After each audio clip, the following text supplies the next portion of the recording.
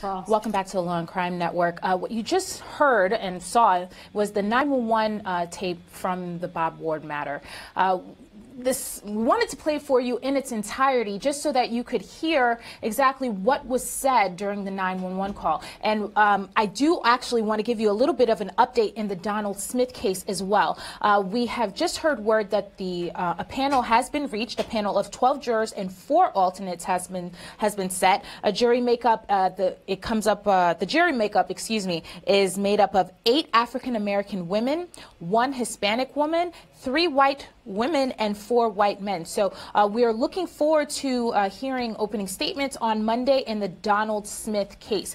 Please be sure to tune into the Law and Crime Network on Monday morning so that you won't miss any kind of coverage in this matter. So we're going to take it back here into the Bob Ward case. As I stated before, Bob Ward matter is in recess until Monday.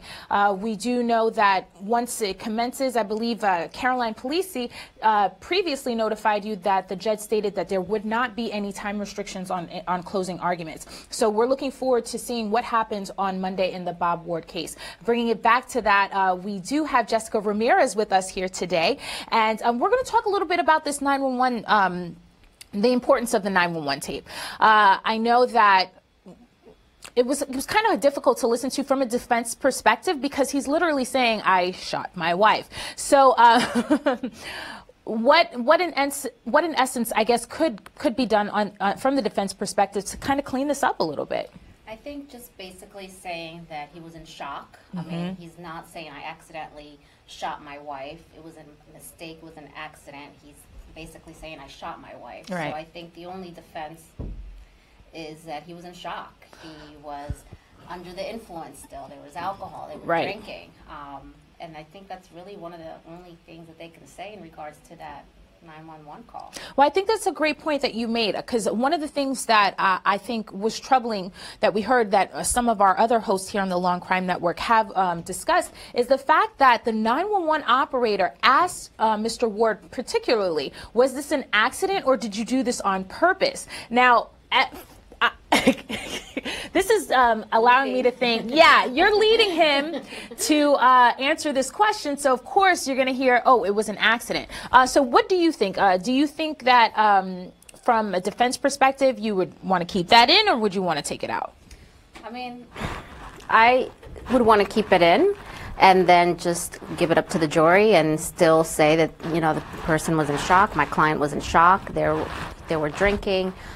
The family was still intact. The daughters are still behind. There was no issues or friction in this marriage. So, I mean, you can't really cut it. You're going to have to just let them hear it. Yeah, well, that's something to discuss. But another great point that you made was the fact that the 911 call is made immediately after the incident occurs. So technically, you're supposed to get someone's, I guess, first impression or first reaction. But it sounds in the tape that he's a little subdued, that he's a little relaxed. I mean, do you think that has anything to do with maybe the fact that they were drinking or anything like that? That would be my argument, and I think that was the case. I mean, there was a lot to drink. The police officer was saying his eyes were glassy. He could still smell the alcohol. Well, one moment. We're going to take you to a clip right now, just so that you can take a little bit more from the Bob Ward matter. All right, and let's take that and break it down a little bit. What's a central nervous system depressant? And then what do you mean when taken to excess? And is there like different effects that ethanol has before this magic excess? The central nervous system is the CNS, and that pertains to our brain primarily. So in toxicology, the field of toxicology that I practice mostly pertains to drugs that act on the brain or the central nervous system. As a depressant, it means it depresses the central nervous system in comparison to a drug that might stimulate the central nervous system. So depression means you might see slowed responses or lethargy, slowed heart rate, lowered heart rate, blood pressure as well, compared to something that might stimulate the body. And was there a reported ethanol value or drinking alcohol value for Mrs. Ward's blood that you relied upon before giving some opinion testimony we're going to get to? Yes, when her blood was tested by the toxicology laboratory, ethanol or alcohol was detected. And at what level in the blood? The concentration is 0.133 grams per 100 milliliters. So that's commonly known as like 0.11. All right, you said 0.133 and then you said 0.11. Did you mean 0.113? 0.113. Okay. And how does that relate, if you're familiar with the established standard of alcohol level for a DUI in the state of Florida, and I guess in most states? Yeah, actually in all states, the DUI limit is 0.08, so this is above the 0.08 limit. All right, and did they test any of her eye fluid as well? Yes, in postmortem examinations, eye fluid, it's known as vitreous humor, would be collected, and it's a second sample that would be tested for alcohol as well. And the concentration of alcohol in the vitreous was 0.110. All right. Now, what, if anything, can you tell us as a forensic toxicologist about the relationship of those two numbers from those two different places? So the concentration that we most rely on in terms of effective alcohol in the body would be the blood alcohol concentration. The vitreous is a sample that's run primarily for confirmatory purposes, to make sure that there wasn't a mistake in collecting the samples or analyzing the samples in the laboratory. So in this matter, we have a blood of 0.11, actually 0.113, and a vitreous of 0.110. They're essentially the same. So obviously there is confirmation in place to ensure that the results are correct. I really can't say any more with regards to what those values mean exactly. Okay. It's just my understanding that sometimes when those numbers are grossly different, people can give opinions perhaps about how recently it was ingested and whether it was still on the uptake or the downtake. Am I offbeat on that? Sometimes. So, and it gets a little bit complicated, so I'll just demonstrate it for you. Reader's Digest version. Yes, it will be quick. As the blood alcohol concentration increases, so does the vitreous, the eye fluid alcohol concentration, but it lags behind. It may lag behind in terms of time frame by a half hour, an hour. We don't really know exactly how long because you can't do studies in living people, of course. So as the blood alcohol concentration is increasing, the vitreous is following behind like a tail on a dog. There'll be a time where the alcohol concentration in the blood peaks and then it's going down. So the vitreous continues to follow behind. So when alcohol is being absorbed in the body, the vitreous falls below the blood typically. And when all the alcohol has been absorbed, then the vitreous is falling behind like this, but it's higher. In this case, we have 0.11 and 0.11, so it's about the same. So it's somewhat difficult to see exactly where she was in terms of absorption and elimination of alcohol. Is it fair to say that 3,000th of a gram per deciliter is 3,000ths of a gram per deciliter, or 100 milliliters, right? Yes. Relatively plateaued? Yes. Okay. They're the same.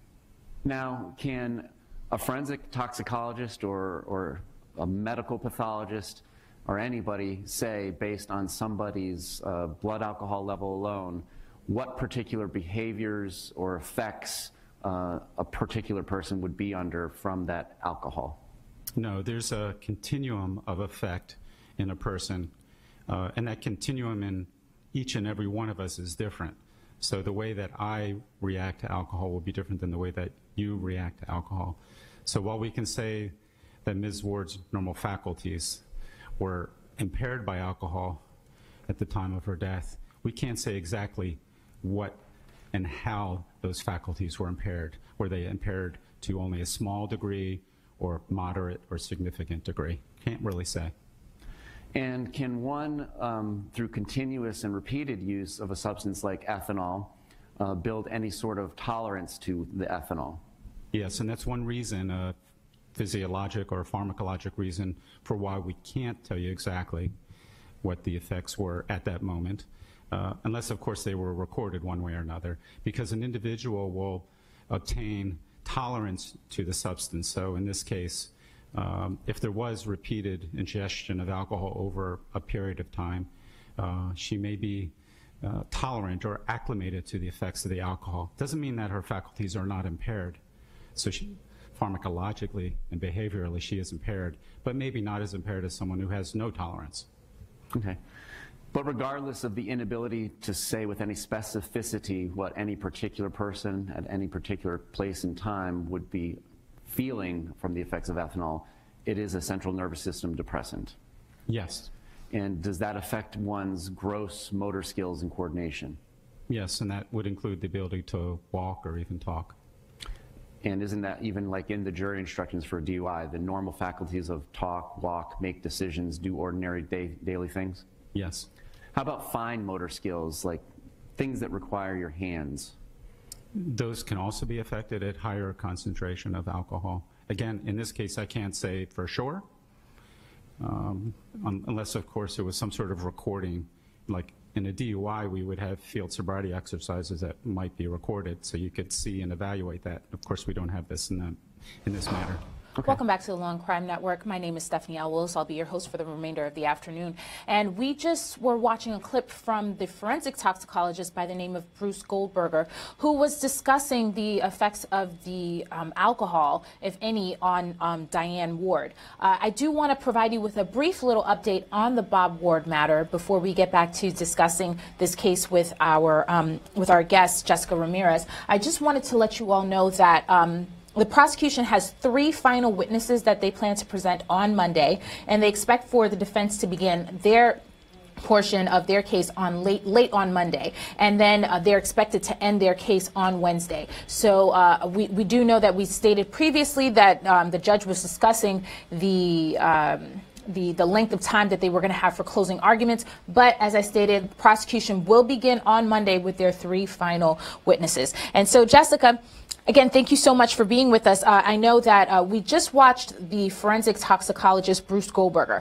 And before we left to watch this clip, we were talking about the effects of the alcohol, if any, may have had on Bob Ward during the time of the 911 call. What do you think about that? Do you think that maybe the call is something that you would have tried to get thrown out as a defense attorney due to the fact that he may have been inebriated at the time?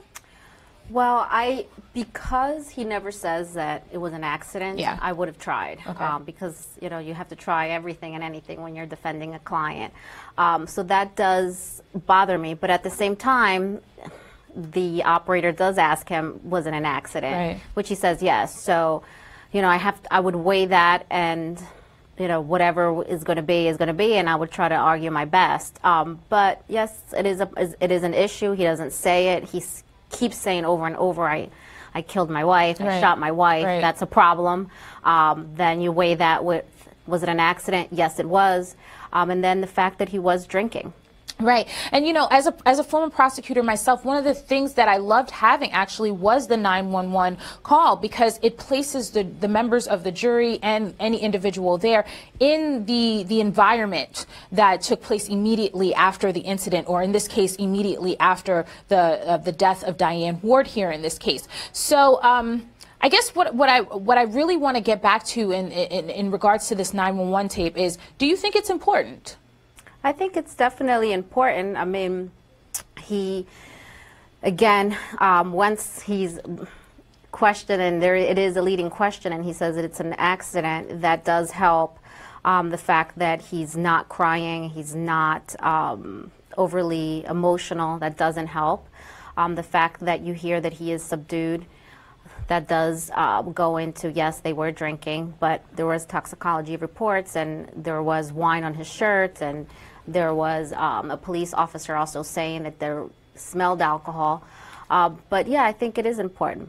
Okay, so what we're going to do now is we're going to continue watching some clips from the Bob Ward trial. What we're going to do is we're going to continue with the testimony of Bruce Goldberger so that we can follow up with his testimony. Take a look.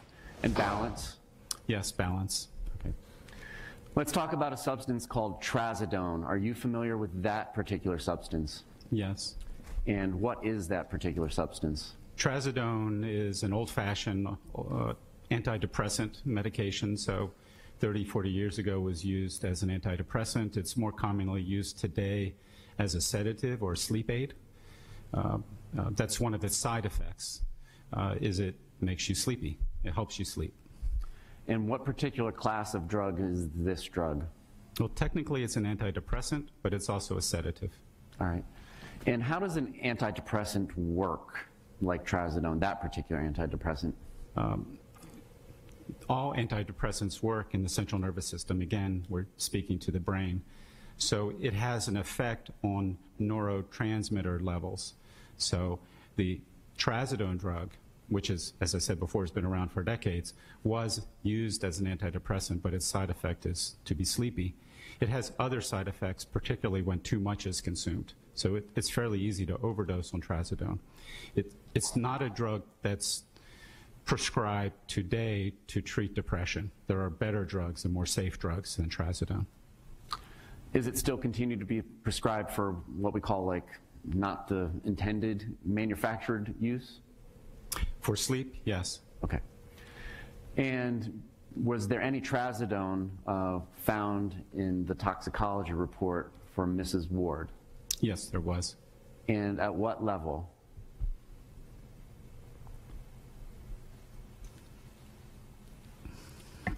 The concentration is 0.082 micrograms per milliliter. And in the world of toxicology and forensic toxicology and the practice of medicine, has anybody developed like a therapeutic range for this drug trazodone? Yes, there is a therapeutic range. Now, when you refer to a therapeutic range, Please explain that. yeah, that's a therapeutic range or range of blood drug concentration that causes a therapeutic response in the individual. These therapeutic concentration ranges don't necessarily correlate to what you would find in a postmortem. I think we'll talk about that later. So we have to be careful when we apply therapeutic ranges that are designed for interpretation of blood drug concentrations in living people compared to someone who is deceased. But we do have a living therapeutic blood drug concentration for trazodone. All right, and her level, where does that fall within the living person therapeutic range for trazodone? Well below the therapeutic concentration range. And Just remember that's in a deceased blood sample versus in a living person. But it's a concentration that I would expect to have almost no effect. Okay, and I was just going to ask you, with this drug, trazodone, is there any particular way for you or anybody else, like a medical doctor, to say what side effects, if any, that particular person or intended effects would have been under from the trazodone? Well, based on my decades experience in the field and assessment of trazodone in hundreds of decedents, I would say this has no effect. Okay. And this may be consistent with taking trazodone the night before, and this is what's left over as a residual the following day. And so hypothetically, if her time of death was around 7:50, 7:55 p.m., I know you just mentioned perhaps taking it the night before. With that more narrow time frame, does that fit with what you just answered? Potentially, yes. Okay. Now, you were talking about how some classes of drugs, there may be a different level post-mortem, which is after death, versus ante-mortem living. Is trazodone one of those such drugs? Yes. Each and every drug has the potential to change during the post-mortem interval. That's the interval from that instant of death to the time of autopsy. So that because of that potential post-mortem change, we have to interpret blood drug concentrations with great caution. As I mentioned before, we have a therapeutic concentration range for trazodone, but it doesn't really apply to a decedent, certainly not in a vacuum. So you can't just look at the concentration and say, aha, that is the cause of death. Now, there are circumstances where blood drug concentrations are very high, and then we can clearly assume that that is the cause of death. But when the concentrations fall within these typical concentration ranges for a postmortem, they're not necessarily or immediately to be assumed to be a cause of death, or even to have any real effect on the individual's behavior or performance. And what is the physical mechanism that is going on in a body to cause this post-mortem redistribution of a drug such as trazodone? So there are many possible mechanisms of postmortem drug redistribution. That is the movement of drug to and from tissue, to and from the blood vessels, to and from muscle. So even to and from the stomach, if there's drug in the stomach or the GI tract. So part of the mechanism is easy to understand because we learn about this in high school, diffusion. So concentration goes from high to low, and the drug that's in the blood will migrate from high to low. So if you have a tissue or a vessel where there's high drug concentration, it may transfer through the tissue, through membranes, to someplace that's low until there's some sort of equilibrium there. That's fairly easy to understand. We also know that some drug has particular affinity to specific tissue in the body. So we know that some drugs have a high affinity for cardiac tissue in the heart. So these are just two of many possibilities that cause redistribution of drug. So in the end, really, the interpretation of a blood drug concentration has to be interpreted with great caution. And does it matter where the blood sample is drawn from that is being tested to talk about this issue of post-mortem redistribution? Yes, generally. But again, there's not a hard and fast rule to say one is definitely better than the other. We prefer blood samples that are collected from the periphery, as far away from the chest and even the abdomen. So blood collected from the femoral artery or vein, or blood collected in the arm from the subclavian are ideal. In some postmortems, that's not possible, but when possible, that's the best sample, least subject to redistribution because it's furthest away from the drug depot that's in the central compartment of the body. And in this particular case, if hypothetically her postmortem blood sample that was sent to the lab was drawn from her femoral artery up near her bikini line, is that considered peripheral? Femoral artery blood is peripheral. And in peripheral blood, is this phenomenon of postmortem redistribution completely absent, or what can you say about that issue? It's not absent. So there's no way, unfortunately, to freeze the body as is at the moment of death and prior to the autopsy. So these changes occur, and they occur with great frequency, and there's no possible way to measure it. So I can't extrapolate backwards in time to the time of death based on a blood drug concentration from the femoral artery, for example, in this case. So again, caution is advised. And I know you said that the trazodone levels in this case were pretty insignificant to the point that you could opine that there was no effect on behavior. But hypothetically, if there was, is there any relationship between ethanol and trazodone? Would they be like an additive effect that add on to each other? Or would they subtract from each other, or something else? Can you explain? Yeah, something like additive, but it's not possible to do 1 + 1 is 2. But alcohol is a central nervous system depressant, and as I said, the trazodone is a central nervous system depressant as well. So you might have the combined effects of the two. Whether it's exactly additive or more than additive, I can't really say. Welcome back. You just saw testimony from forensic toxicologist Bruce Goldberger. He was talking about the effects of trazodone, if any, it had on Diane Ward prior to her death. So let's talk about that a little bit, Jessica.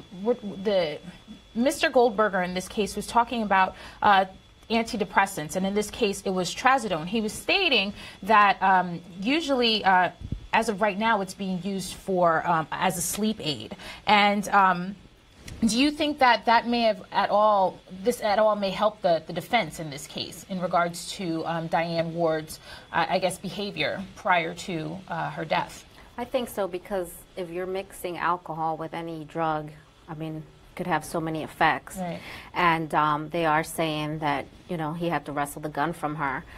So I think that definitely it helps the defense, because it will go towards something could have happened.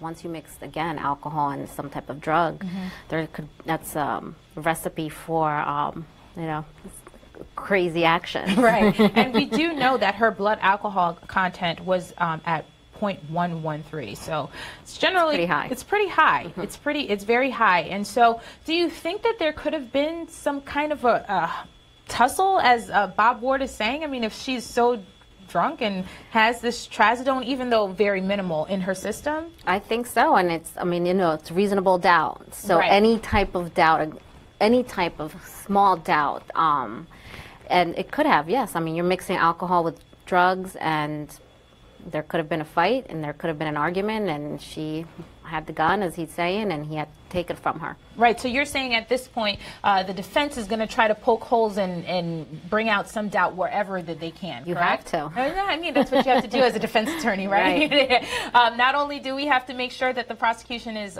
following the law accordingly, but we have to poke holes in their cases as well, wherever we can, right? So one thing that I thought was pretty interesting is the prosecution's motive, or their claim of what Bob Ward's motive is. So we do know that he was having some financial issues, and that there was supposedly a deposition that Diane Ward had to, she was supposed to be deposed in a few days. What do you think about that? That's his wife. Isn't there some type of privilege there? Yes, you know, when I read this case, I don't see the motive. Yes, he was having some financial issues. Yes, she was supposed to be deposed, but there is spousal privilege. Right. And she could talk to us a little bit about spousal privilege. You don't have to testify. Right. That's a privilege. That's a right that you can claim, and you don't have to testify in a criminal or civil case. And she could have easily have done that. And this is a man that has money and is educated, and I'm sure had the best attorneys, and I'm sure that they were, once they were together, the attorney spoke to them and told them that that's something that she could do. So I don't really see that as a motive. I just don't, and I'm not sure. So he was going to be, a lot of people are going to be filing for bankruptcy, right. and a lot of people, there was no issues that I read that they had in their marriage. So I just don't see the motive. I'm not there yet. You're not there yet. So No. you're not convinced entirely No, by I'm not. this motive. What about the fact that I believe what happened the next day, or he may have sent an email to an individual in this bankruptcy proceeding regarding the fact that Diane killed herself. Now, we know that in the 911 tape, he's stating that he shot his wife, but yet later there's an email stating that you know, she shot. Some inconsistencies here in his statements. What do you think about that? No, definitely inconsistencies. Again, you know, none of us were there. We don't know what happened. He's saying that she took the gun and he was trying to wrestle it from her. I don't know if, you know, I can't speak for him as to why he would say that. Right.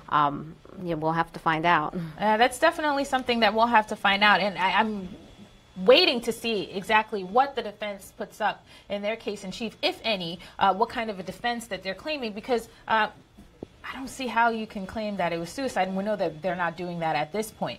But you know, during opening statements, the prosecutors stated that Ward intentionally killed his wife due to the pressures that he had as a result of this bankruptcy proceeding. So at your point right now, you're not entirely convinced. No, I'm not. Not yet. Ladies and gentlemen, what we're going to do next is we're going to go to another clip. We're going to go to the forensic scientist by the name of Beta Vita. We're going to take a listen to her testimony from earlier today. So take a look. Were you provided a DNA card that was represented as having come from Mrs. Diane Ward? Yes.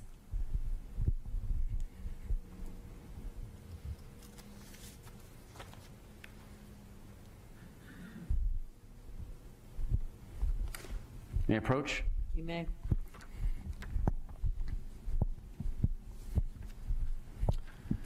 I am showing you what has come into evidence as States 36.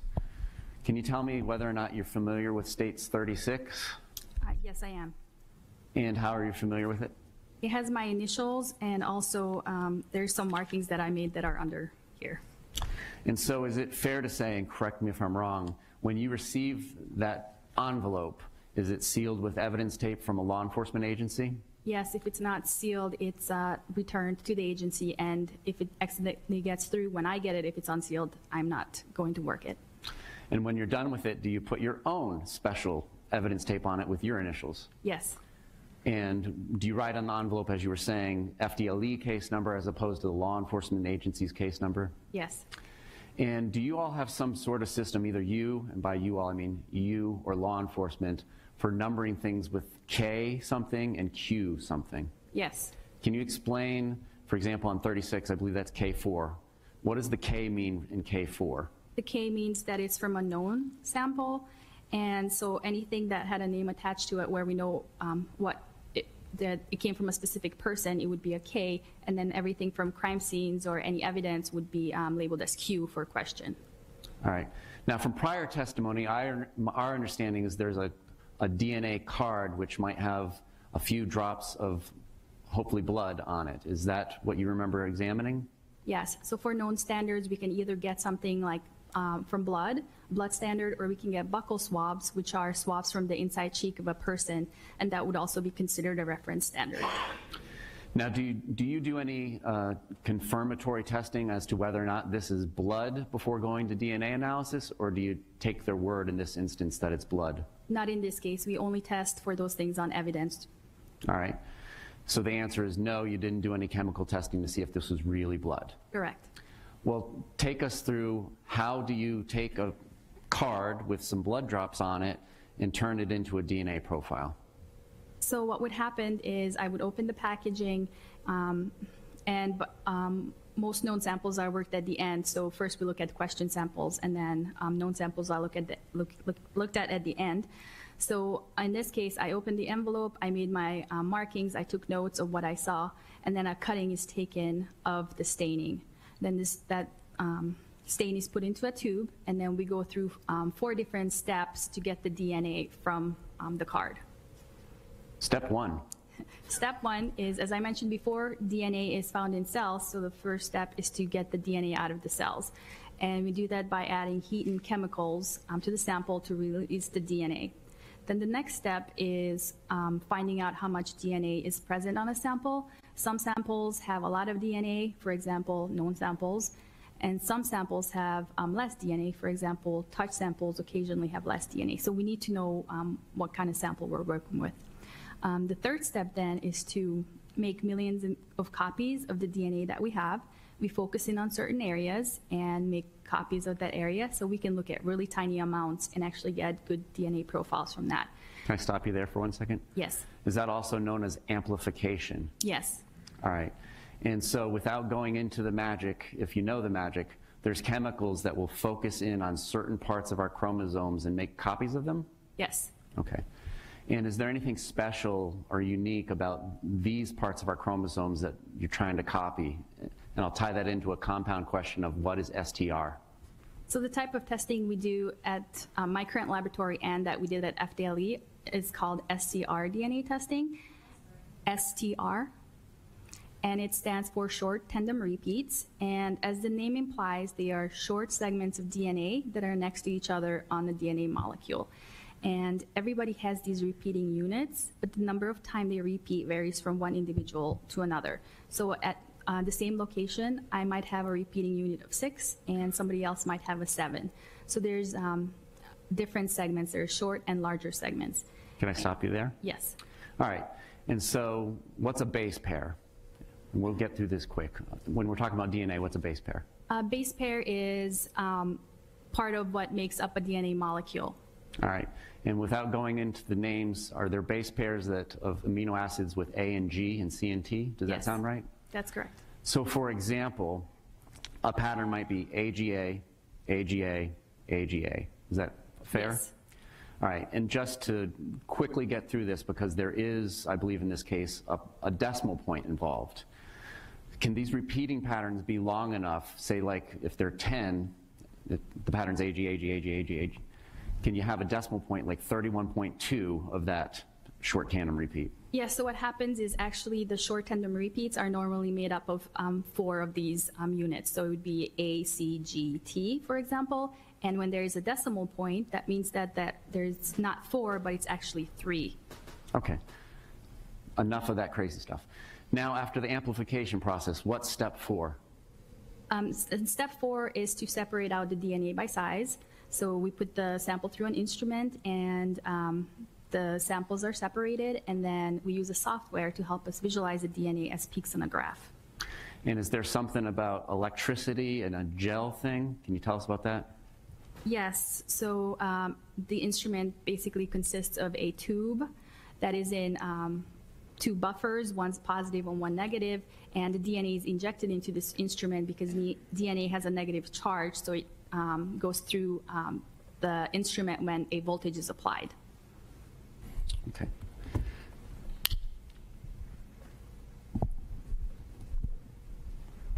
Now, when you did that with that DNA card there, were you able to develop a DNA profile for what was states 36 in evidence? Yes.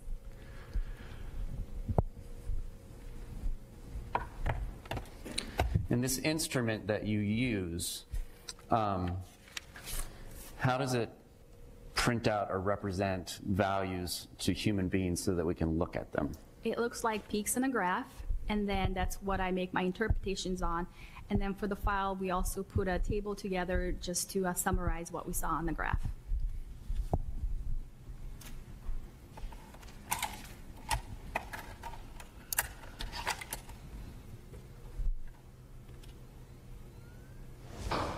Welcome back to the Law&Crime Network. We just saw testimony from the forensics expert, Vita, who was talking about the importance of the DNA that was collected at the scene. And we're still here today with Jessica Ramirez. Jessica, thank you so much for remaining with us today. We know that some of the testimony from Ms. Vita that we saw earlier today was a little boring. And, you know, that's a lot of the times where the jury, they get turned off a little bit. They doze off. Yeah, they doze off. Or they're not really listening. But talk to us about the importance of actually going through the proper procedure and protocol in order to get this evidence admitted. Sure. Especially in this case, it's going to be very important because the defense, especially for the defense, they're arguing that Miss Ward actually had the gun in her hand at first. So we want to know, was her DNA on that gun? So it's going to be very important. And if the procedures are not followed correctly, number one, then there's reasonable doubt. You always raise reasonable doubt because where is the DNA? What's going on? Science is science. And second, you can throw out a lot of this evidence because it's not valid. We can't count on it. So it's very important to go through the proper procedure, to hear this boring talk of what she has to do, that she has to wear a lab coat, that she has to put her hair in a net, so everything is very clean and done properly.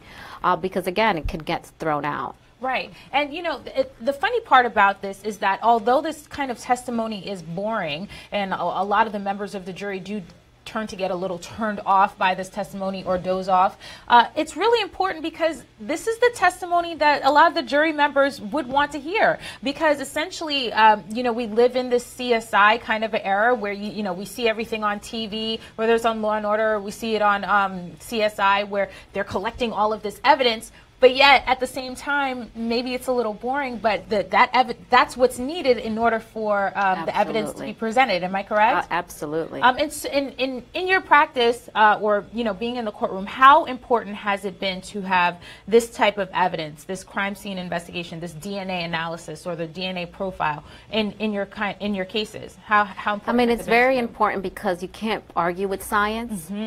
So the jury is really going to look at that, and it's very helpful for them to come into a decision, because otherwise they're going to have to just go by credibility, and that's when the jury starts fighting each other. They don't believe each other, or they don't agree with someone's perception of the facts, or someone's perception of the defendant and how they comport themselves in the courtroom. But with DNA, you can't really. So it's objective, right? Exactly. It's either it's there or it's not. Exactly. There's nothing to really argue about, as you said. Yes. So it's easy for them. It's easier for them to see. Okay, DNA was there or it was not there, as opposed to a person who's an actual witness. It's like, well, do I believe them or do I not believe them? Am I correct? Did they see them? Did they need glasses? You know, there's so many other things. Okay, so what I'd like to do right now is we're going to continue with the examination of Beta Vita, who's the forensic scientist in the case of the Bob Ward matter. But what we're going to throw to now is her cross-examination, which I think is pretty important because we're going to see how the defense here is breaking down the case. So take a look. I want to start off with something that you told the jury when the prosecutor was asking you questions. I think you said, and it was with respect to what happened at the Ward residence on September 21st, 2009. I think you said, I don't know the story of what happened. Is that correct? That is correct. That was what you said? Yes. But that statement's not true, is it? Well, what I meant is that I wasn't at the scene, so somebody has to tell me what happened. When I actually examine evidence, I get a little blurb that tells me what happened and what I need to look at because I'm not there. Okay, so you did know the story of what happened? Well, depends how you define that. I had a very basic idea from what they told me what happened, but I didn't know all the details. They give me just enough information so I know what kind of examination I need to do. Is it a sex assault? Am I looking for semen? What am I looking for? So I need to know, I need to have a little background of what's going on. And that background is provided to you in the form of a tracking form, is that correct? Yes, I request, yes. And that tracking form provides you with some basic knowledge about what happened at the Ward residence and what you need to test. Yes. And you were aware prior to the start of your testing that they wanted to know whose DNA was on the trigger of the gun, correct? No.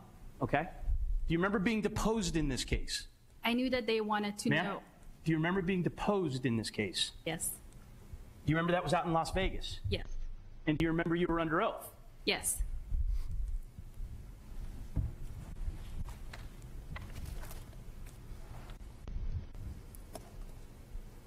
Do you remember being asked this question and giving this answer? Question. But in this, and counsel, it's the deposition, page 85. I'm going to read lines 17 through 20. Question. Okay, but in this case, you knew that they were interested in who pulled the trigger, right? Your answer, yes. Was that question asked? And was that your answer? Yes, but how I interpreted it was who handled the gun. Okay. Do you remember also testifying in a prior proceeding in this courthouse? Yes. And also under oath? Correct? Yes, correct. Okay.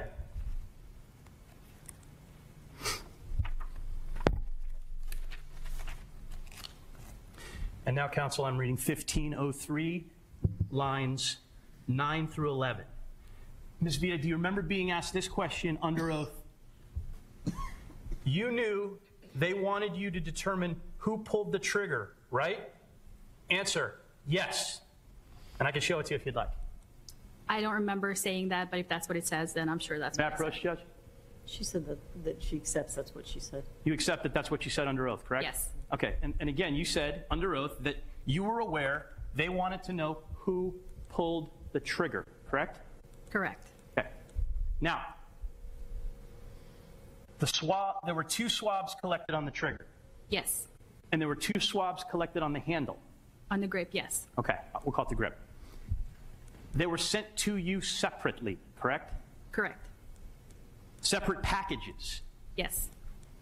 No instruction was given to you by law enforcement to say combine these 2 packages that we separated. Correct. You made the decision to combine those 2 packages. Yes, I made the logical decision, yes. On your own. Correct. Based on your experience at the time. Yes. How much experience at the time did you have? I believe I had 2 years of experience at that point. So with the 2 years of experience you had, you made the decision without asking anybody else to combine those swabs. I don't remember if I asked anybody else or not. But it was your decision to combine the swabs. Yes.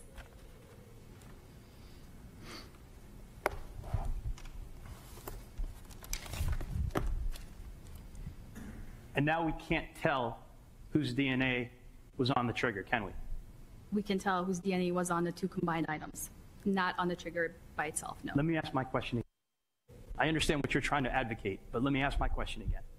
We can't now tell whose DNA was actually on the trigger, can we? Correct. even though the trigger had 2 swabs on that trigger for DNA, correct?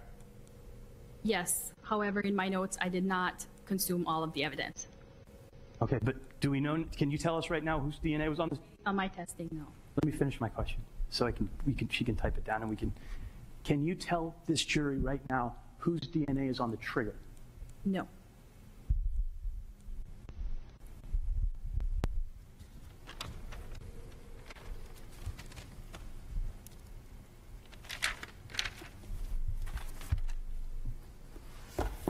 Ms. Vita, that's all the questions I have. Thank you. Redirect.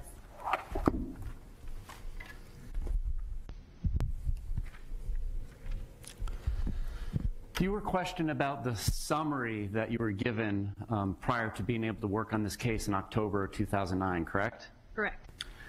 And so if that summary included any sort of story about what happened, that could only include statements that were made prior to then, correct? Sustained. Rephrase. Is it fair to say that if they give you a story, a narrative of the events, the statements that they relied upon had to have obviously occurred prior to that? Yes. All right. So if prior to October 2009 there was a 911 call, could that be therefore included in a summary to you in October of 2009? Overruled. Yes. And if there were an email sent by Mr. Ward in September of 2009, could that be included in the summary that's provided to you in October of 2009? Yes. Welcome back. We just saw a clip from the cross-examination and then the redirect of Vita, who is the forensics.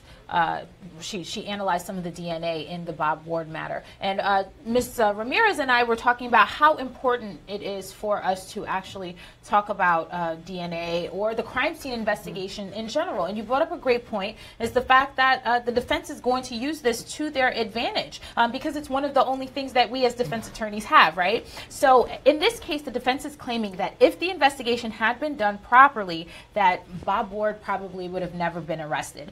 They're claiming that both Bob Ward and Diane Ward's DNA was on the gun, but the crime scene investigator swapped both the trigger and the handle of the gun together. Tell us why that's such a bad thing for the prosecution. Well, first it was inconclusive, and when you do that, it's inconclusive. In my experience, DNA testing is never, especially when you're swabbing guns, you can never really find DNA on them because it's been handled so many times. It gets picked up by the police officers. It's been on the ground. So many things get access to it. So, you know, it shouldn't have been done that way. It should have, if anything, should have been done on the trigger, which they didn't do, and it's a problem. It is. It's a great problem. Well, it's a great problem for the prosecution, right? But at the end of the day, the prosecution still wants to put this kind of evidence forward, right?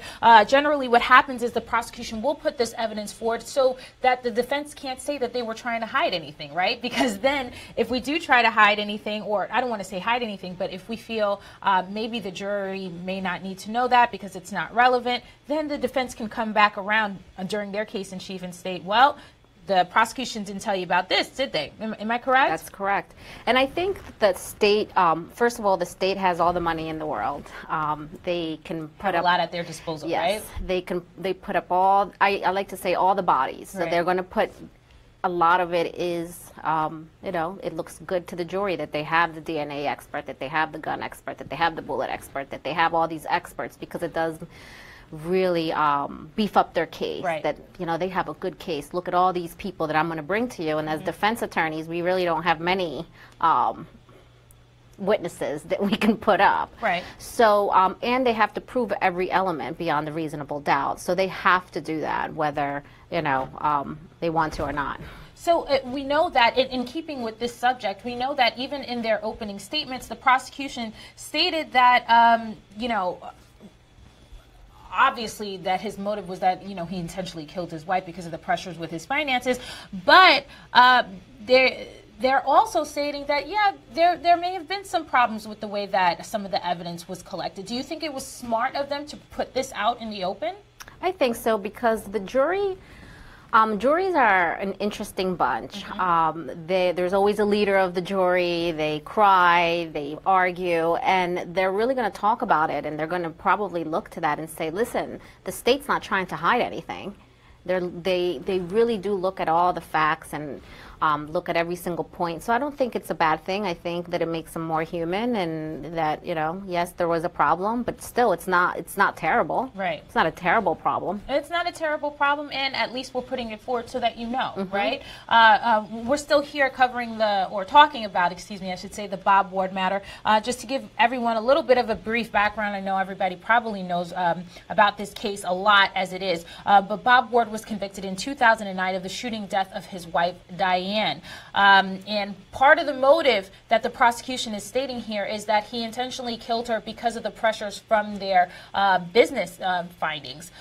We know that from testimony that was provided, we know that Diane Ward was scheduled to provide testimony in a deposition regarding the business. So this is the prosecution's what the prosecution is stating that Bob Ward's motive is in this case. What we're going to do right now is we're going to take it back a little bit. We're going to go to the testimony of Officer Michael Maunderano. He was one of the first officers to arrive at the scene of the Ward home. And so take a look at his testimony. It should be something that's really interesting, and we'll talk about it when we get back. Just have a few questions for you. You indicated that you responded after, I guess you were having, you said lunch, but it's fairly late for lunch, I guess. Late lunch? Yeah, when you would. It would Gotcha. be my second meal, so I called it lunch. It's your second meal, you call it lunch. It's Yes, sir. 7:45 or 7:50? Yes.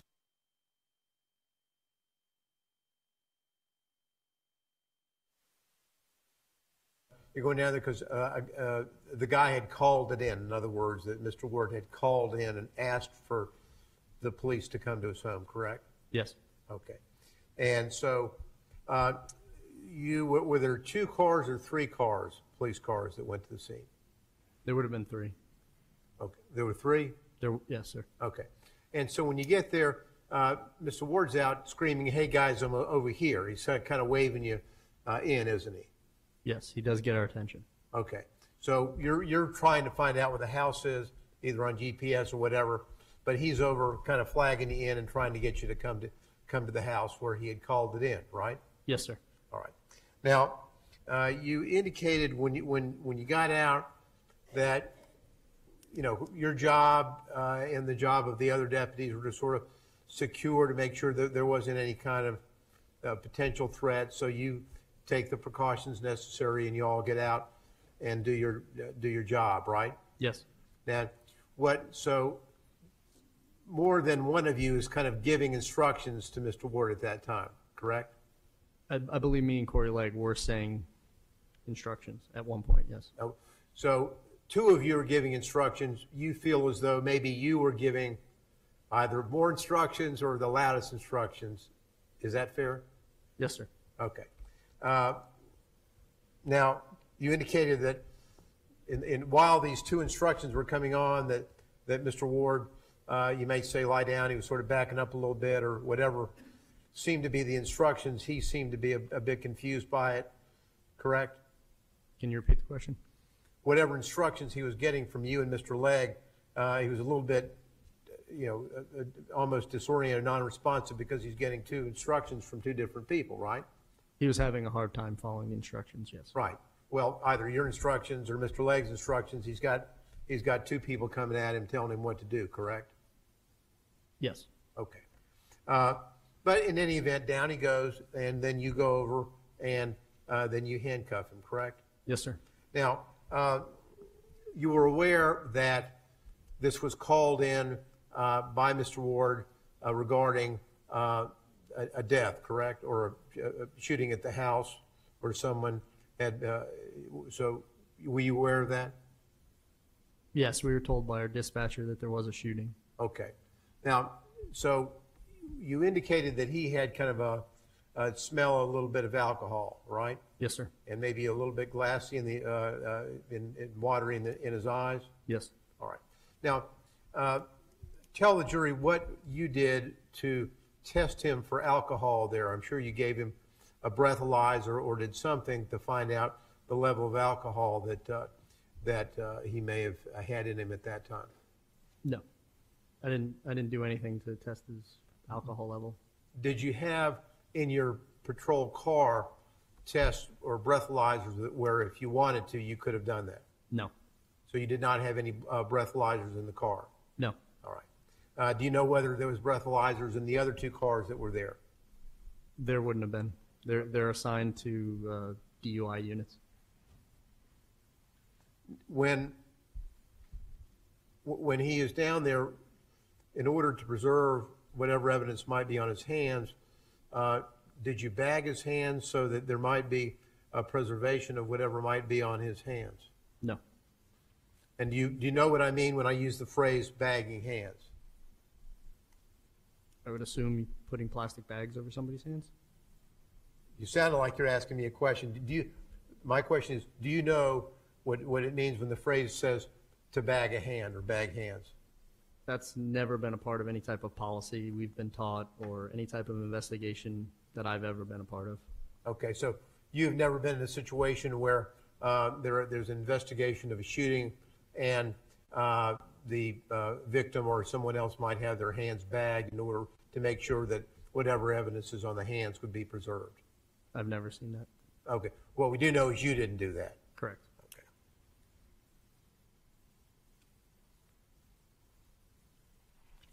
Did you, now you indicated that he had his glasses in his hands, right? Yes, sir.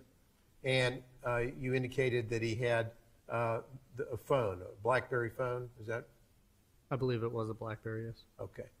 And was that what he was using to coordinate with the 911 call to coordinate the arrival of you gentlemen? It would be a guess if I answered that. I think so. All right. When he got down on the ground, what, if anything, did you do with the phone? He put the phone down on the driveway during one of his couple of trips back and forth. Like I said, was still holding what turned out to be glasses in his left hand. Once he put the phone down, he moved far enough away from it that when I put him in handcuffs, I moved him away from the area that was still dangerous and left the phone where it was. So you didn't touch the phone, correct? Correct. Because you, may I assume you didn't touch the phone because you believed it to be potential evidence in the case, and you didn't want to put it, to take it into evidence at that time. Is that right? Right. So you leave the phone there for someone else to come and get and put it into evidence, correct? Correct. Now, with the glasses, that's a little bit different because he indicated to you that he couldn't see without his glasses? Yes, sir. And that's when you gave his glasses back to him, correct? Correct. Now, you indicated you saw some dark features on the back of his shirt. You know, you don't know whether it's wine or some juice, or you don't know what it is, do you? No. Okay. And so, and you didn't do any investigation on his shirt, I assume, to determine what it was. Your job was to get him safely in a position away from the house, and that would have, I assume, been in one of the cars? Yes, sir. All right. And then that's when you decide that it's time to go inside yourself, correct? Yeah, with a group of people once we've secured the scene. Now, were you the first individual in to the master bedroom where Mrs. Ward was? I don't remember. So the first group that went in, that would have been you and Mr. Legg and who else? I don't remember if Deputy Legg went inside. I don't know if he had something else he was doing outside. I know I went inside. There was a sergeant. I think Greg Rickman went inside. I don't know if he was a corporal or sergeant at the time, but there was a Doug Cornwell that went inside. There was a handful of people that showed up after the fact that we assembled a team based on the size of the house that we felt we could safely maneuver that went inside. Who was in charge on the scene of the law enforcement group? It would have been myself, Deputy Legg and Deputy Bagley until some of the sergeants showed up, and then they took over command of tactical operations, if that's what you're asking. So who took over command from you? Who was the next person that showed up to take command of the scene? I don't remember exactly. All those people that I just lifted off had rank at the time. They were corporals or sergeants. I don't remember who showed up first. Okay. But whoever outranked you or someone who outranked you then took over the scene and you were excused from your duties in terms of being in charge of the scene. Correct. Now, when you went out, you said you went out in the patio, correct? Yes, sir. Now, you didn't see anything on the patio. You didn't see any turned over furniture, did you? I don't think so. You didn't see any turned over tables or turned over chairs, did you? No.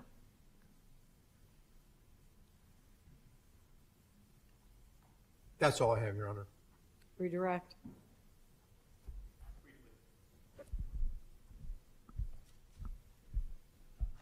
No, Deputy Mandarano. Do you arrest people for being drunk at their own home? No, sir. All right, and when you have a shooting investigation like this, is testing the sobriety of an individual in their driveway the goal of your response? No, sir. Nothing further, Your Honor. Welcome back to the Law&Crime Network. What you just saw was a clip from one of the first officers to arrive on the scene in the Bob Ward matter. We still have Jessica Ramirez here with us today. And Jessica, let's talk about a little bit. Let's talk about officers and them arriving on the at the scene. We know one of the first people to arrive is officers. Then later, the prosecutor may arrive too in order to case the scene. How important is it to have those individuals there at that time, immediately after the incident takes place? Well, first they have to be there to see if anything else, any other crimes are going to be committed. So for safety? For safety reasons, they have to get there, of course, and also to preserve the scene, to preserve the crime scene. That's the most important, to see who is the culprit, what really happened here.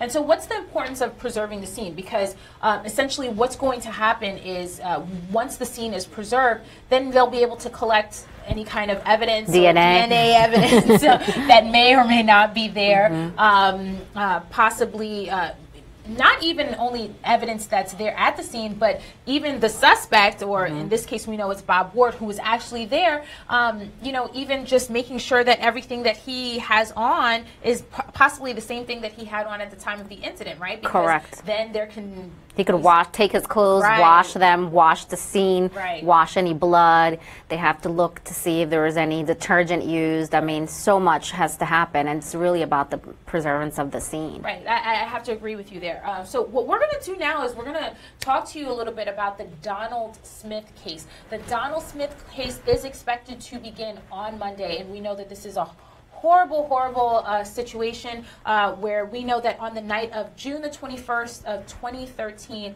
Cherish Periwinkle walked out of a Northwest Jacksonville Walmart with an older man who we now believe to be Donald Smith. With the Donald Smith case, this is something that is very hard to hear. We know that we have video which you can see here on the screen.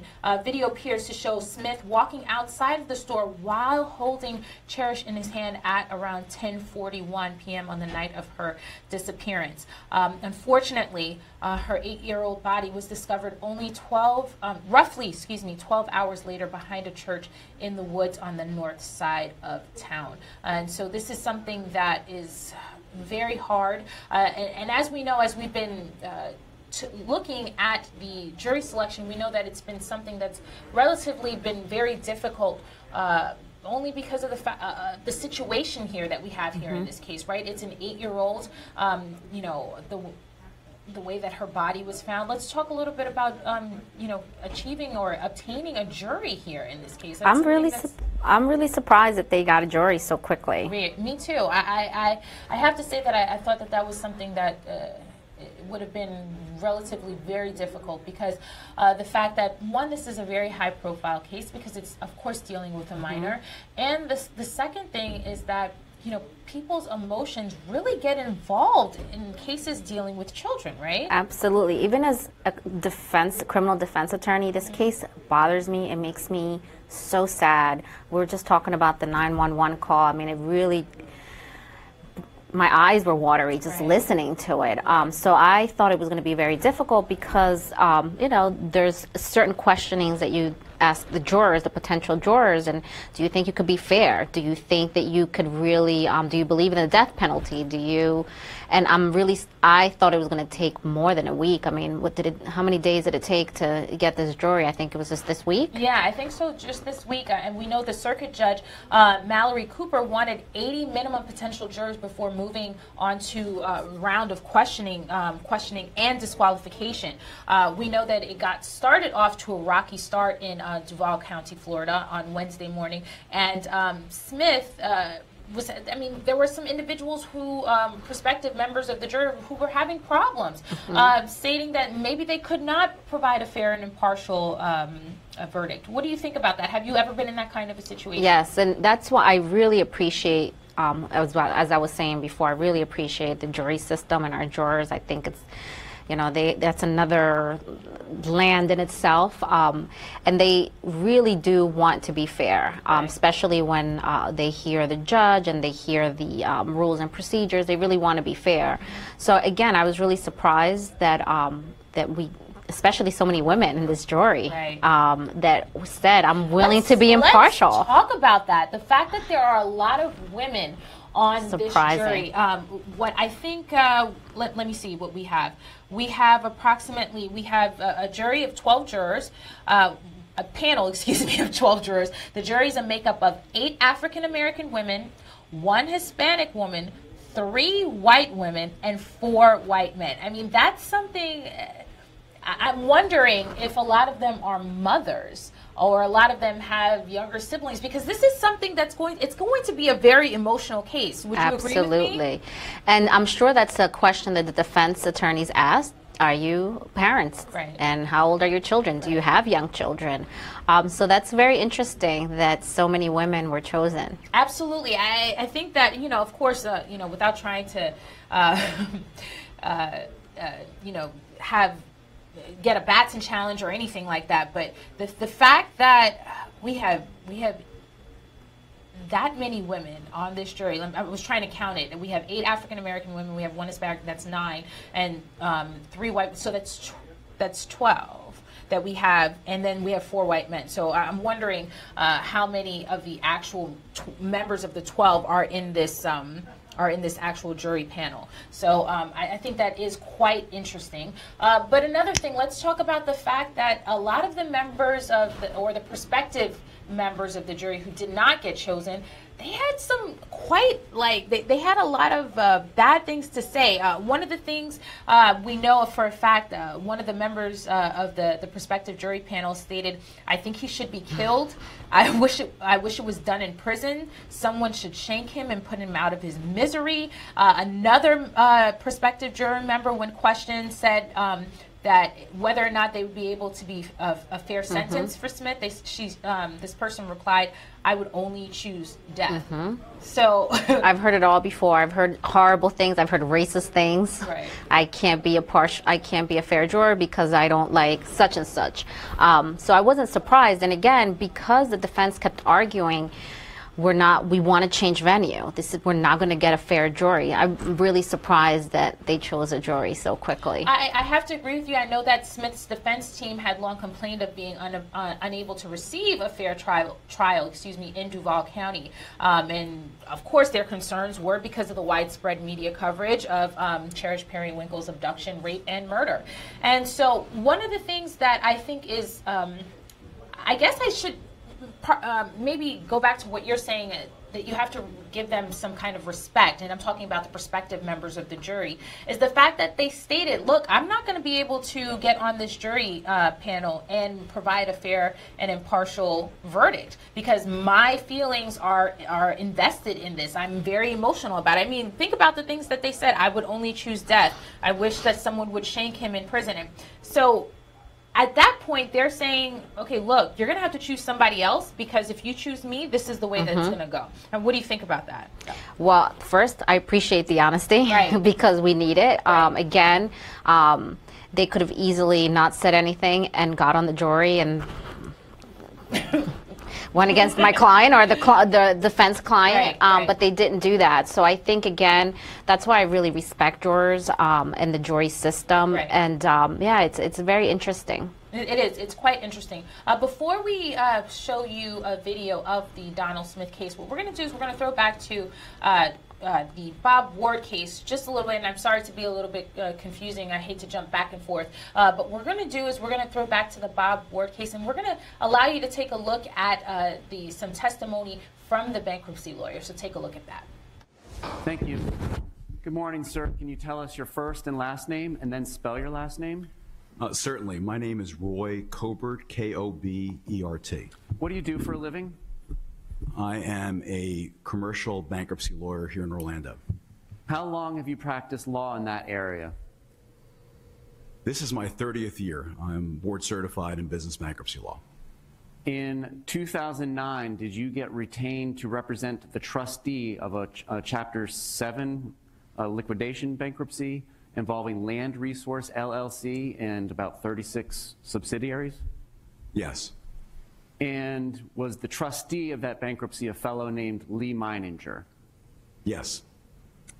And the primary owner of that corporation or corporations was a person named James Robert Ward?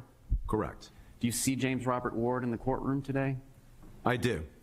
And is it the gentleman who just stood up in the reddish-orangish tie? Colorblind, but it looks reddish, orangish to me. Yes. May the record reflect he's identified the defendant. And as the attorney to the trustee of this bankruptcy, are you given the right to what we would call in criminal depose witnesses, take their deposition, or in your world, take a 2004 examination? Yes. We basically, in a Chapter 7, as you referred to, we step in the shoes of the debtor and we look into transactions. Yes. And so, is there really any limitations as to, like, the relevance of questions you can ask during these 2004 examinations? No. By definition, it could be akin to a fishing expedition. There's nothing off base. And when a business goes into liquidation bankruptcy, does the trustee, and you as the counsel for the trustee, have the right to go back and look at all the transactions involving money flowing out of the corporation for a period of about 4 years? Yes. And also, as the attorney for the trustee of this bankruptcy, could you investigate and look into all the money flowing into people's bank accounts or other things such as Mr. Ward, Mrs. Ward, their daughters, and any trusts that the family was involved in? Yes, that's one of our primary responsibilities. Now, did you have Mr. and Mrs. Ward set for this examination on September 24th of 2009? Could you tell me what day of the week that was? It's a Thursday, and may I approach with AO for identification? You may. Okay.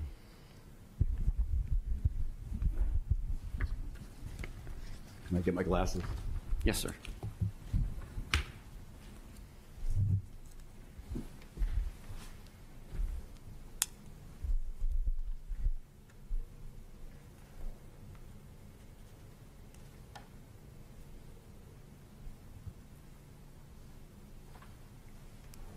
Yes, we had an agreed. Well, let me stop and ask you a question. First of all, do you recognize AO for identification? I do. That's. Hold on. So it's a yes. That's a yes. All right. And now, is this the notice for Mrs. Ward's examination? Yes. And was it set to occur on September 24th, 2009? Yes. And does this document also outline all the documents that you were hoping to get into with Mrs. Ward? Yes. And was this a similar notice to as what you would have sent Mr. Ward? I believe so, yes. And the way it works, I believe, from our conversation with Mr. Meininger, is the court grants you leave to do these things. You all voluntarily agree to set these dates, but there's not a per se subpoena or court order for these dates. Is that a fair? Correct. The court expects us as professionals to coordinate dates, and we did. All right.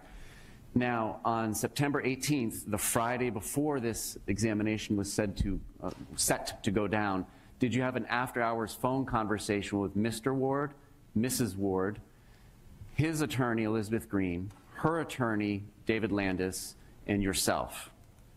All four of them called me. So it's a yes? Yes. Okay. And in that conversation, did Mr. Ward express the belief that his wife, Mrs. Ward, shouldn't be examined at all? Yes. And did he express displeasure that she was to be set before him? Yes. All right. Now, did you all leave with any sort of agreement as to what was going to go on, or was it their position, no, Mrs. Ward is not coming that Thursday, and your position was, well, I guess maybe I'll see about getting a court order? Is that a fair assessment? We agreed to disagree. I was going forward Thursday. All right. At this time, Your Honor, the state would move AO for identification and evidence. Any objection? No objection.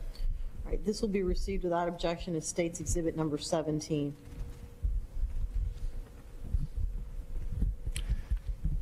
And did those documents in AO, which has now come in as State's 17, I believe she said, did it indicate that you were going to be asking about the financials for the past 4 years with the Ward's family?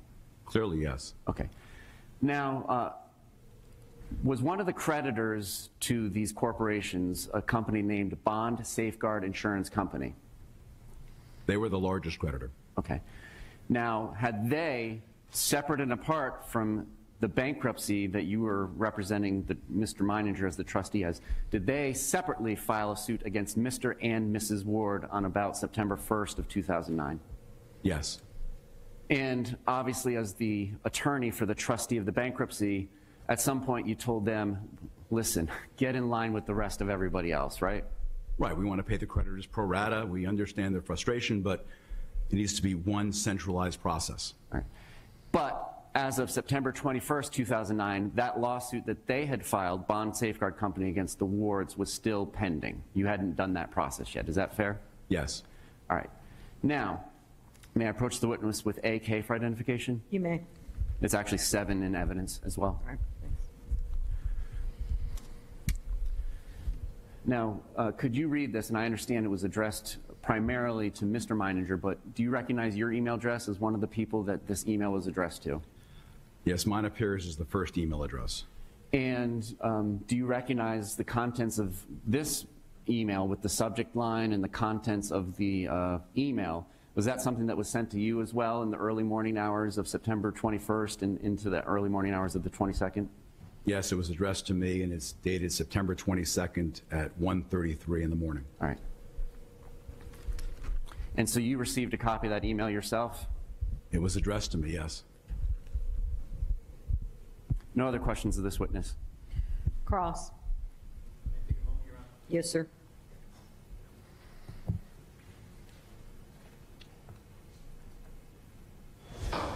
Welcome back to the Law&Crime Network. You just saw a clip of the testimony of Roy Kapur, or Colbert. I apologize if I'm saying that incorrectly.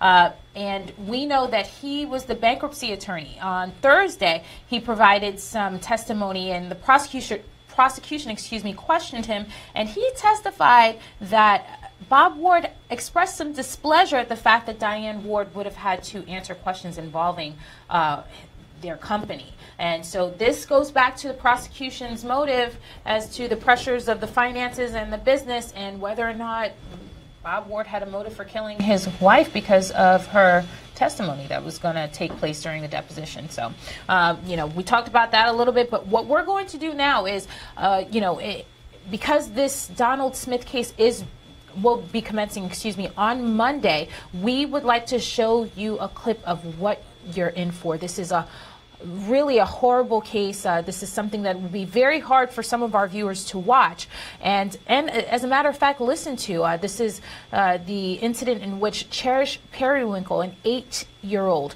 was abducted and later found raped and killed.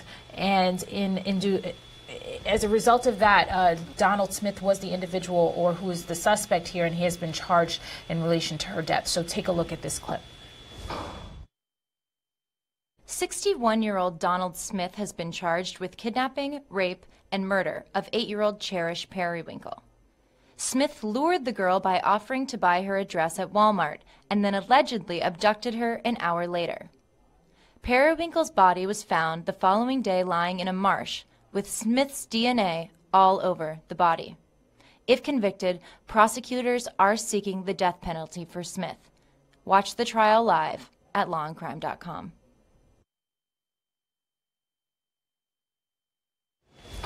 Welcome back. So that is what you can expect to see. We expect opening statements to begin on Monday. And so, Jessica, we were just talking about how difficult this case is. And as a matter of fact, you were talking to me a little bit about the actual clip during the time when we were on break. You were talking about the 911 tape. Talk to us a little bit about what you heard exactly while listening to this 911 recording.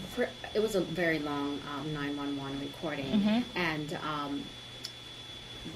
Miss Periwinkle, the mom, was telling the dispatcher she was taken.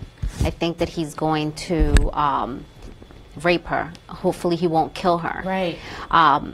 And what I got, and I think it's already in evidence, the dispatcher just didn't believe her. Right. That's one thing that I wanted to talk to you a little bit about, because I know that during the break we were discussing the fact that, as you just said, that it seemed as if the 911 operator did not believe her. The fact that it took 18 minutes for the police to arrive, and the fact that an Amber Alert was not issued until 5:30 the next morning. Am I correct? Is that what we talked about? And so let's talk about that a little bit. I mean, we have, excuse me, a little girl who is 8 years old, who the mother is claiming has been abducted.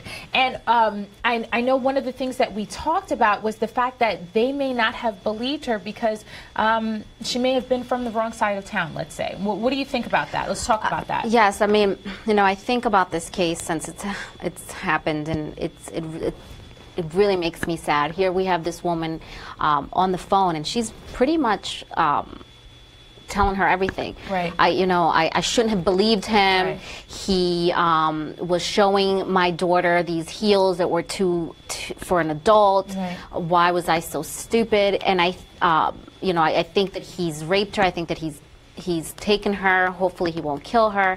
And that was around 11 o'clock. An Amber Alert was not put into effect until 5:30 in the morning. Right. The dispatcher never said that there wasn't an abduction. And it has to be, I mean, this woman is on the phone with you for about 12 minutes, right, telling you someone took my daughter, but yet she still does not call it an abduction.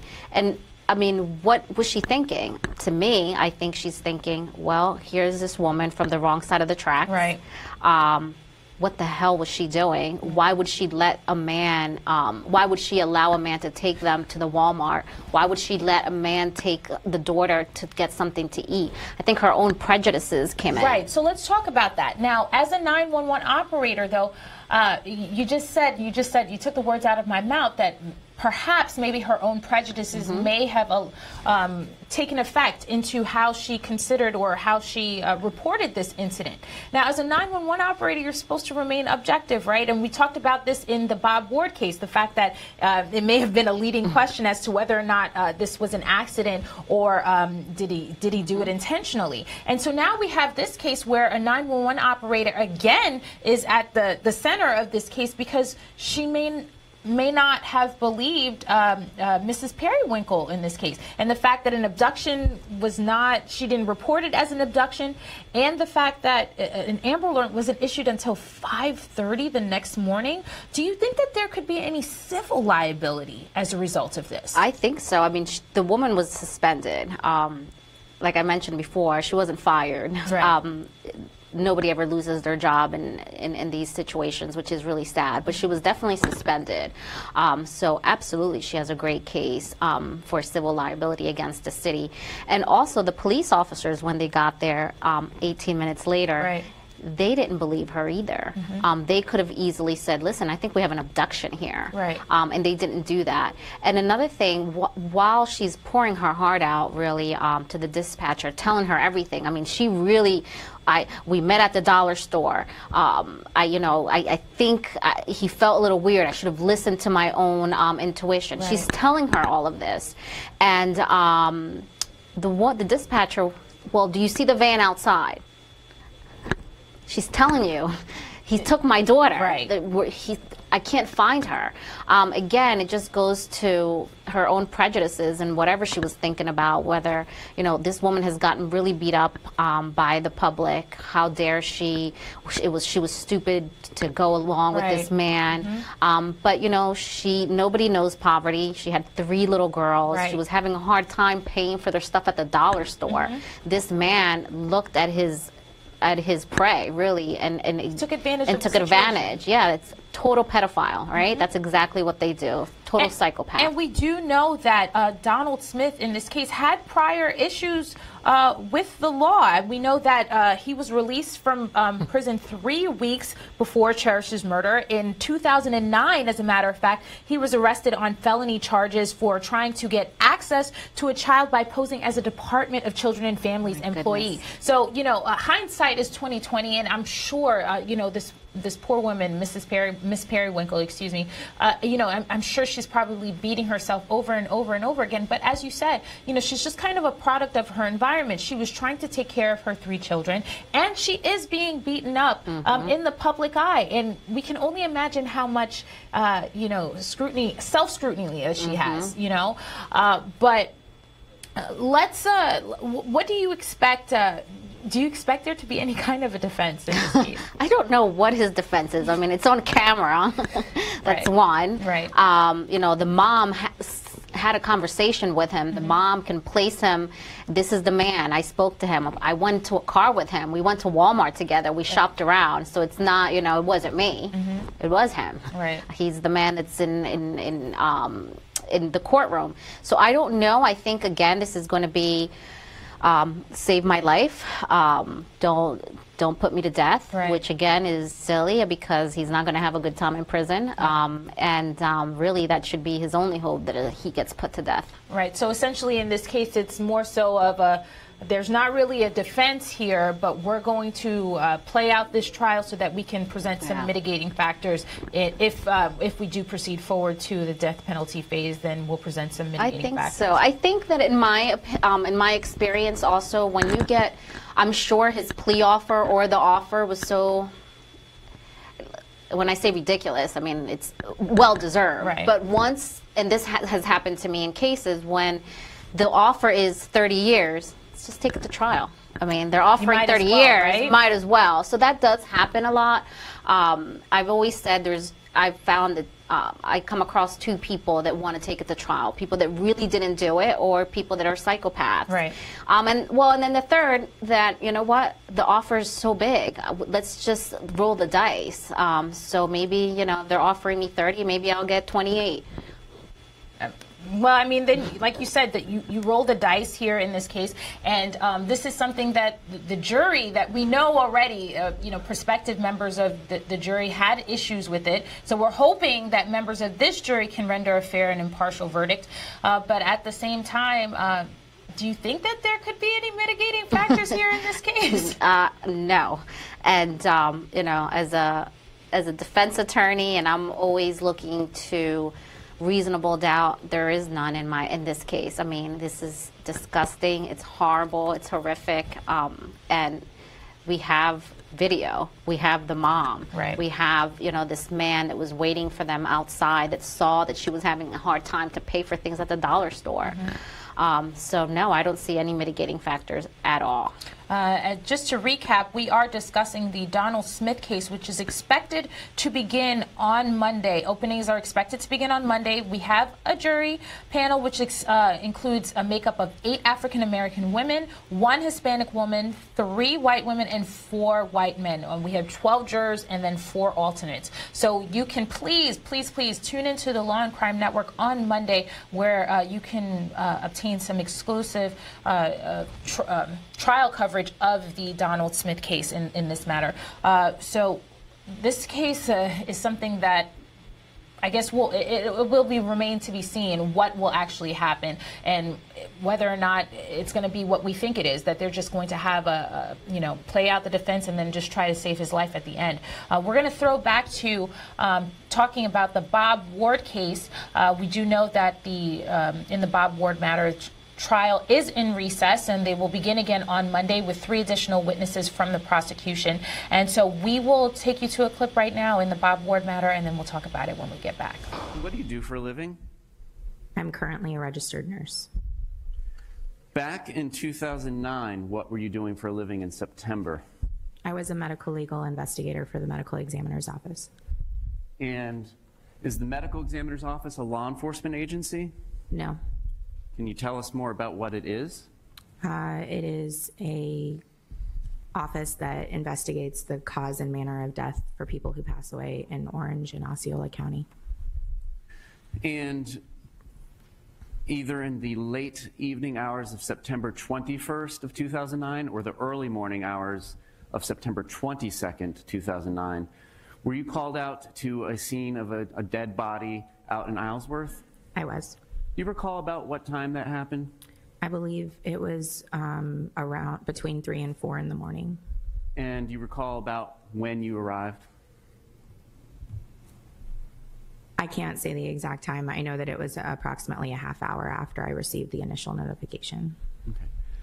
And now, are there Florida statutes governing what the medical examiner's office is and what your jurisdiction is? Yes. Are you aware of those back in 2009 as an investigator for the medical examiner? Yes. And so when it comes to a crime scene or a suspicious death or anything within your purview, is there statutory rules about who the body belongs to, whose jurisdiction that is? Yes. And what is that rule?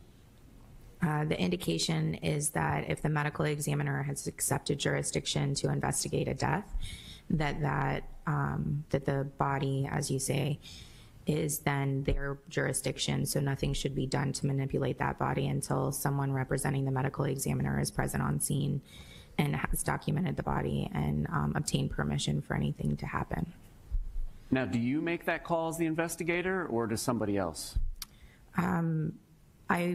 I will represent the medical examiner based on the delineated rules. So I would say, yes, what's okay and what's not okay based on the general understanding that the medical examiner has put upon the investigators. But if there's specific requests by law enforcement, I will then call the medical examiner and obtain certain permissions. Well, I guess what I'm asking is, do you get that phone call at 3 or 4 in the morning from somebody in law enforcement, and then you make the decision whether the medical examiner's office accepts jurisdiction, or are you getting the phone call from somebody in the medical examiner's office saying jurisdiction's been accepted, get out of bed? I make the determination. Okay. And so based on, is it fair to say that you received some information about what people had observed at this scene? Correct. And based upon what was relayed to you, you made a decision that the medical examiner's office would accept jurisdiction. Yes. And then you got dressed and got out there.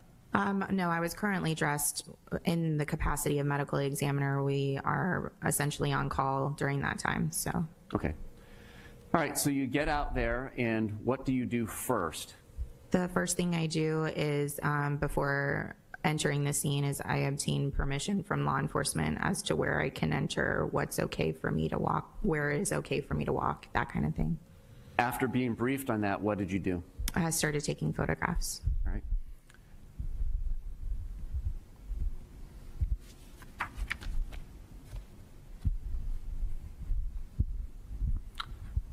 Permission to begin working with AU for identification with the witness? Granted.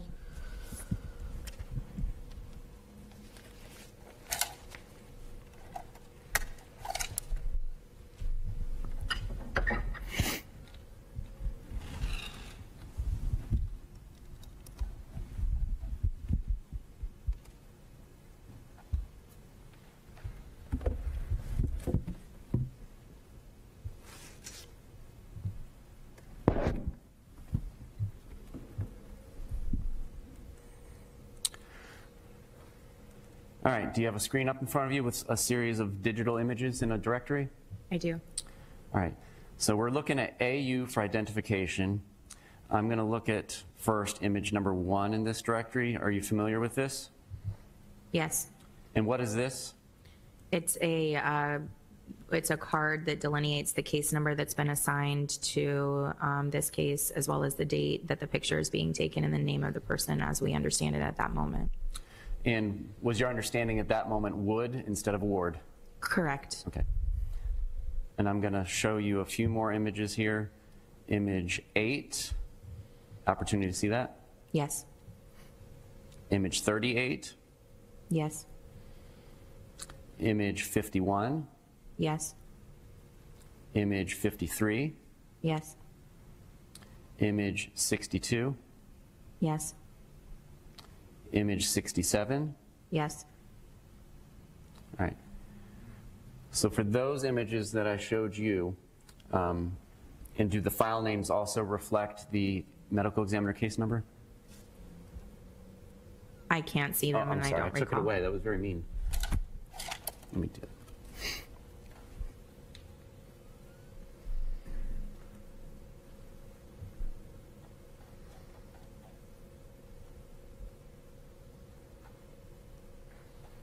There.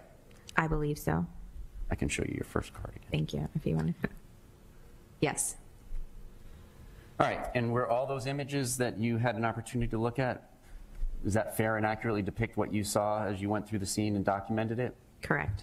And is it fair to say that some of those were taken just as documentation before any process began, but then some of that reflected the process of Mrs. Ward being bagged up? Yes. Now, who takes those photographs as she is being bagged up? Are you still taking those photographs, or is somebody assisting you? No, I take all the photographs.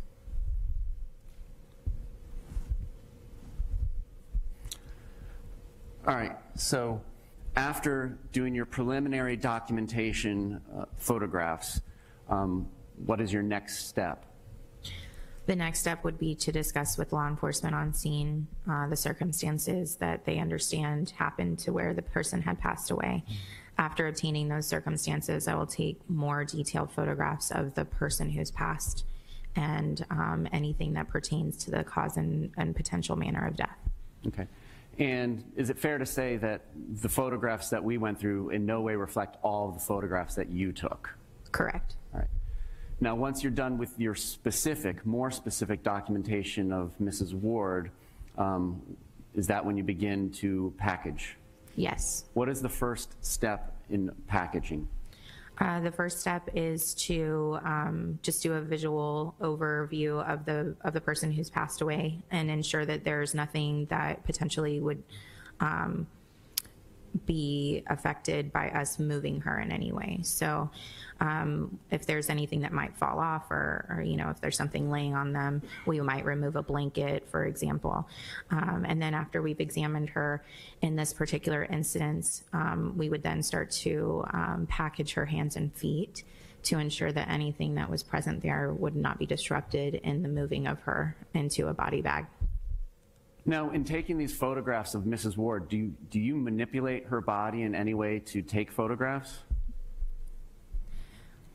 I can't recall in this specific case, but yes, there are times in which we might manipulate the body to take photographs in order to take better pictures of, for example, an injury, or if they're in a particular position where you can't see their entire body, we might turn them or something of that nature.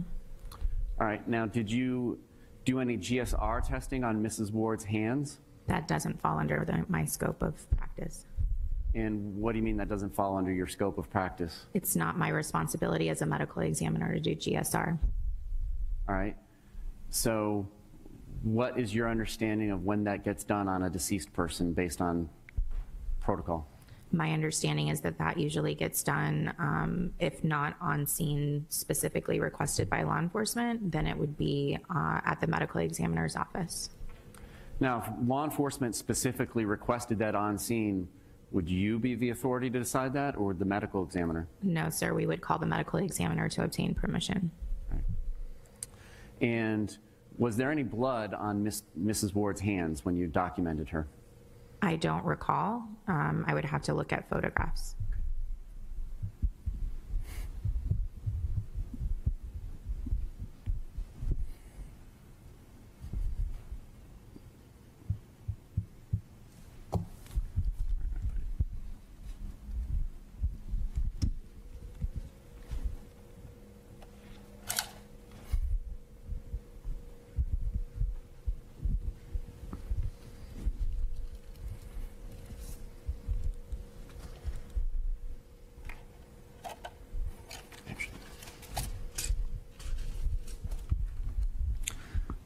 I'll strike that question. Now, if there were blood on her hands, have you ever done GSR testing? No. Okay, so you don't even know how it's performed? No. So did you do any testing, like swabbing her hands for blood testing or DNA testing? No. Why not? That's not usually done on scene. It's usually reserved for the controlled environment of the medical examiner's office. Okay. And obviously she was on the floor in a bedroom there? Correct. Was she in a pool of blood? Yes. And are you familiar with the autopsy process? I'm familiar of it in basic terms, but I don't know in detail specifically everything that happens. Is it performed on a table? Yes. And at some point, do they clean the body after documenting as the body comes in? They call it dirty. It's usually done after any and all evidence or materials have been removed from the body, and they will begin the autopsy by usually cleaning, yes. So is it fair to say that on the scene is not the ideal area to be processing a body? Correct. All right. And so bring us back. Did you testify that you put bags on her hands and her feet? I did. And what is the purpose of doing that? Usually it depends on the circumstances of whomever passed away, but the reasoning behind that is that during the transport process, we want to preserve the body in as much detail as they were on scene before they go to the medical examiner's office. So part of that is bagging hands and feet to ensure that they stay in as much the same condition that they were on scene as when the medical examiner would be observing them. And do you get assistance in moving the body and bagging the body? If it is beyond my physical capability, yes. All right. Do you have any specific memory of whether, in this case, you needed help? I don't believe I needed help. All right. And this was on the second floor of this home? Correct. And did you need any assistance in getting her down to the first floor of this home? We employ a body removal agency. They're contracted through the medical examiner's office, and they usually will be, after I've helped prepare the body for transport, they will be the ones that move them. Do you oversee that process? Correct, yes. Did they drop her down the stairs or anything? No. Did you see any severe jostling or bumping? Not severe. And do you drive her back to the medical examiner's office, or does this company? The company will drive her back. All right. And are you in the vehicle? I'm not in the vehicle. I will either precede the vehicle or follow them to the medical examiner's office. All right. And did you go over any dirt roads? Not that I remember. You remember any rough bumps? No. And back then, was the medical examiner's office downtown in the hospital district, or had they moved over to Bumby, Michigan yet? I can't recall. I know it was in that year and around that time that we had moved to Bumby, Michigan. That office didn't open until October, so it may have been the downtown office. Okay. Now let's go back to the collection and bagging of the body. After you bag up the hands and feet, what's the next step? The next step would then be to place the deceased person into a clean sheet and shroud, which is essentially a plastic covering. And then, because of the circumstances in this specific case, we put her then into a sealed body bag. And why is it a sealed body bag? It's sealed to preserve, again, any sort of evidence or tampering that would occur between the time that I'm directly observing her until she arrives at the medical examiner's office. And what happens when you all arrive at the medical examiner's office? She is brought into the intake area, and at that point, she would be moved from the gurney, the transport gurney, onto an autopsy table. She would be weighed, and her height and weight would be documented. And then at that point, we would unseal the bag. And why do you unseal the bag? The bag is plastic, and so we would need to unseal it and unzip it to prevent any further decomposition by trapping in any heat, moisture, or anything of that nature. And then is she put into an area of the medical examiner's office that's cooler? Correct. And what temperature are they kept at? I can't remember the exact temperature, but I know it is below 45 degrees. All right. Does that conclude your involvement with Mrs. Ward? That would include my involvement with her direct person, yes. No other questions? Cross. Welcome back. You just saw testimony from the medical examiner in the Bob Ward matter. Her name is Jessica Schoenfield, and she was the medical examiner who pretty much called out to the dead body in the Isleworth between 3 and 4 a.m. Let's talk about this a little bit, Jess, while we have you here for the next few minutes. Medical examiner, important? It's important in that, again, it's another body for the prosecutor. Right. It doesn't prove who did it. It doesn't help the jury come to a determination whether the defendant is guilty or not. But it's sometimes interesting part because you get to see the body. It's kind of like, you know, I hate to say the word, but the sexy part of the case. Right. This is the body, this is where the bullet came in, this is where it came out, this is the damages that to the organs. But does it help the jury come to a determination? No. So the medical examiner, in essence, is more so objective testimony, pretty much, because even though they're rendering an opinion, it's pretty much based upon the body and what was seen at the crime scene and what they were able to, I guess, observe when, when looking at the body and looking at, you know, whether, you know, the gunshot or any kind of wounds that the body may have sustained, correct? We do know that she talked a little bit about her procedure. She said one of the first things that she did was obtain permission from law enforcement to arrive on the scene. She started taking photographs. She authenticated the photographs that she took. And that was pretty much a lot of the majority of her testimony, even though it's like what you said, it's kind of the sexy kind of testimony, but in essence, it's just a little more procedure. Exactly. Again, I mean, you know, the prosecution has to prove each and every element. Again, they have all the money in the world and they can pay all the experts and the examiners, so they're going to do that, and it beefs up their case, but it doesn't help.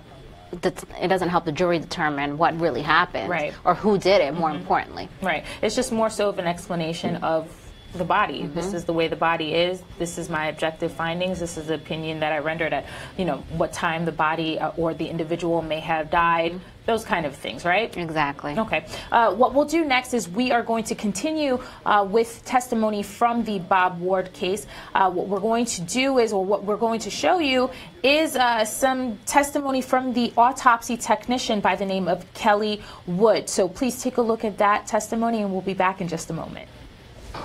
Back in 2009 in September, where were you working? The Orange County Medical Examiner's Office. And what did you do for the medical examiner's office? I was an autopsy technician. And what does an autopsy technician do? You gave us the title. Right. Give us the duties. They assist the medical examiner in the performance of the autopsy of a decedent, and during that process, we take photographs, fingerprints, DNA samples for DNA toxicology, and basically just assist the medical examiner in the whole procedure. Now, are you making like any calls or decision on your own, or is the medical examiner telling you what to do? The medical examiner is directing you through the whole process. Did you participate in an autopsy of somebody identified as Diane Ward on, I believe, September 23rd of 2009? Yes, sir. And who's the medical examiner that you performed that with? It was Dr. Stephanie. All right, and can you just bring us through the process of how these autopsies occur, beginning with how the body gets presented to you and the doctor? Just give us a rough overview. Sure. Basically, in the morning, we arrive to work and we have a number amount of cases to do that day. The individuals are brought out to the autopsy suite in the morgue, and they're usually stored in the cooler first. So they're brought out in the morning. We're assigned, you know, X amount of cases throughout the day, and then basically we start the procedure of do the identification of the decedents. We check the ID bands, have the case reports. We do overall photographs of everything, pretty much from start to finish. We document clothing, jewelry, any markings, evidence that comes in from the police department as well. And then pretty much we clean the body up after any evidence has been collected, so that way it's not disturbed prior to, you know, cleaning the body up. And then we pretty much start the autopsy with a medical examiner as far as doing the actual procedure itself. So let's now talk about the specifics of this autopsy. Right. The body gets presented to you. Welcome back to the Law&Crime Network. What you just saw was testimony from the autopsy technician in the Bob Ward case But we are coming down to the closing of my afternoon here with you, with all of you, and I want to thank you so much for being with us today. Jessica, thank you so much for being with us, and we had a wonderful time. Likewise. Just discussing both the Bob Ward and the Donald Smith case with you. We'd love to have you back again, so thank you so much for being with us today. This wraps it up for this portion of the Law and Crime Network. Be sure to tune in on Monday where we'll be covering both the Donald Smith and the Bob Ward cases. Excuse me.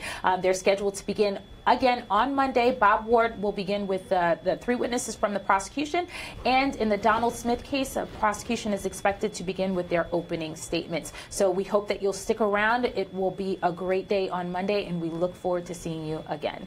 Thank you so much, and have a great evening and a wonderful weekend, and thanks for watching us on the Law and Crime Network.